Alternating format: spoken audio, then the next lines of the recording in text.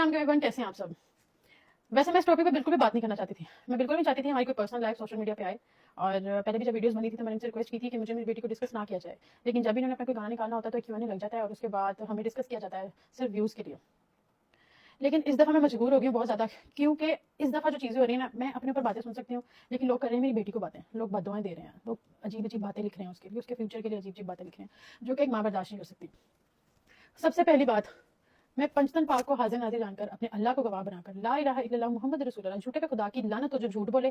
मेरी इस पूरी वीडियो में अगर मैं झूठ बोलूं मुझ पर खुदा की लानत हो, और मैं मुसलमान हूँ, मरते हुए कलमा नसीब ना हो उसको जो झूठ बोले इस वीडियो में।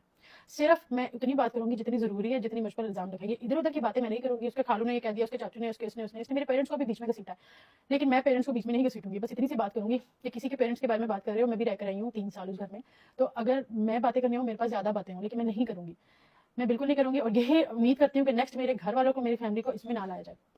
इतनी सी बात कहूंगी आप सबको कि सास ससुर कभी भी माँ बाप नहीं होते। जितना मर्जी कोई सास ससुर कह दे कि हमारी बेटी है, हमारी बहू नहीं है, हम इसके वालिदैन है, अपनी औलाद ही अपनी औलाद होती है। दूसरे की औलाद कभी भी अपनी औलाद नहीं लगती है, ना उससे अजीज होती है। कोई भी सास ससुर माँ बाप नहीं बनते। शुरू करते हैं हमारी शादी से। हमारी जब शादी हुई तो मैं शादी के लिए मान नहीं रही थी कि शादी नहीं करनी, क्योंकि ट्रस्ट डेवलप नहीं हो रहा था मेरा। तो सभी ने कहा था कि मैं बहुत अच्छा इंसान हूँ, सभी मुझे इज्जत बहुत ज्यादा देते थे, मुझे लगता था मैं कोई शहजादी हूँ, मैं कोई पता नहीं कहीं की शहजादी हूँ, मुझे इतना प्यार और इज्जत दे रहे हैं दोनों, इसकी फैमिली भी और सभी। इन्होंने कहा मुझे शादी करो, तो मैंने कहा अगर आप मुझे छोड़ दो, तो उन्होंने कहा हक महर लगवा लो, कोई मसला नहीं, हम तुम्हें छोड़ दें, हक महर तो होता है ना, सिक्योरिटी के लिए लगवा लो, कितना लगाओ। मैंने कहा 1 करोड़ लिख दिया, कहते 2 करोड़ लिखवा लो, मसला नहीं। मैंने कहा ठीक है 2 करोड़ लिखेंगे।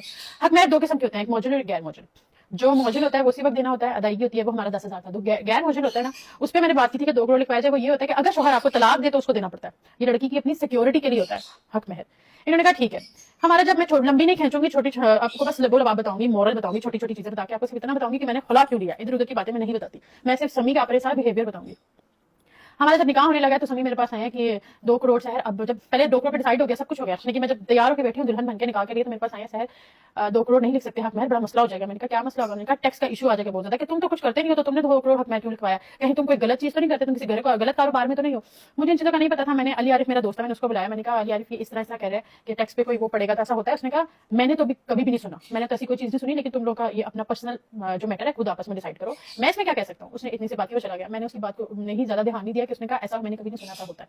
मैंने कहा समी ठीक है आप 50 लिखवा ले, मसला नहीं है। समी ने कहा अच्छा। समी ने क्या किया, समी ने जाके मौलवी को कहा कि आप बीच में 5 लाख लिखें, लेकिन जब आप निकाह पढ़वाएंगे तब आपने वहां पर दुल्हन के सामने बोला 50 लाख हक में। तो जब हमारा निकाह हुआ, पहले मौलवी ने कहा 5 लाख, तो समी ने कहा मौलवी साहब 50 लाख बोला।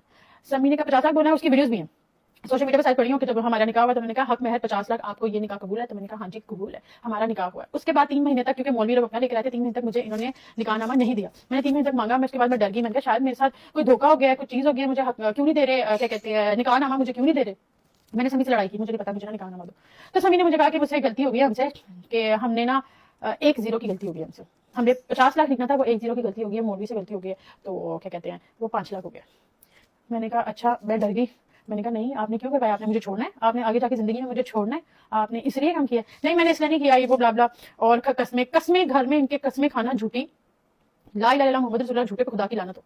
अगर मैं झूठ बोलूँ कि घर में झूठी कसम खाना तकिया कलाम की तरह है, झूठी कसमें उठाना तकिया कलाम है। और ला इलाहा इल्लल्लाह मुहम्मद रसूलुल्लाह, जो झूठ बोले उस पर फिर खुदा की लानत हो।